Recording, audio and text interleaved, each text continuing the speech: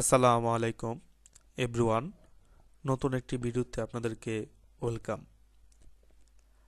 আজকের এই ভিডিওতে আমি আপনাদেরকে দেখাবো একজন নতুন ভোটার হতে হলে কি কি ডকুমেন্ট লাগে।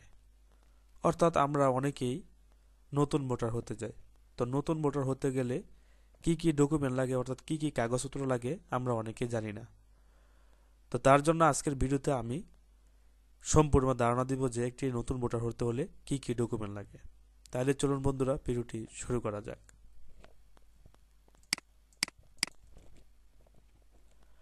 তার জন্য আমাকে প্রথমত নতুন ভোটার হতে হলে একটি আবেদন ফর্ম অনলাইন থেকে ডাউনলোড দিতে হবে।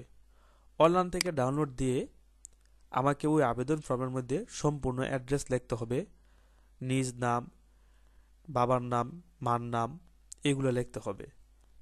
তারপর যে ব্যক্তি নতুন ভোটার হবে তার অবশ্যই একটি জন্ম নিবন্ধন থাকতে হবে। বাংলা ইংরাজি দুইটি একটি জন্ম নিবন্ধন থাকতে হবে। তৃতীয় ডকুমেন্ট হচ্ছে, যদি তার শিক্ষাগত যোগ্যতা থাকে তাহলে তার অবশ্যই একটি সার্টিফিকেট দিতে হবে। তারপর তার মার এনআইডি কার্ডের ফটোকপি দিতে হবে, বাবার এনআইডি কার্ডের ফটোকপি দিতে হবে। তারপর চেয়ারম্যান মহোদয় কর্তৃক, অর্থাৎ ইউনিয়ন চেয়ারম্যান মহোদয় কর্তৃক একটি নাগরিক সনদ দিতে হবে। তাছাড়া যে কোনো হসপিটাল থেকে একটি ব্লাড টেস্টের একটি রিপোর্ট দিতে হবে, অর্থাৎ তার ব্লাড গ্রুপটি কোন গ্রুপের, ওই গ্রুপটি আইডেন্টিফাই করার জন্য একটা ব্লাড গ্রুপের একটি রিপোর্ট দিতে হবে যে কোনো একটি হসপিটাল থেকে। তারপর বাড়ির বিদ্যুৎ বিলের একটি কাগজ দিতে হবে। তাছাড়া যদি বিবাহিত যদি হয় তাহলে অবশ্যই কাবিননামা দিতে হবে।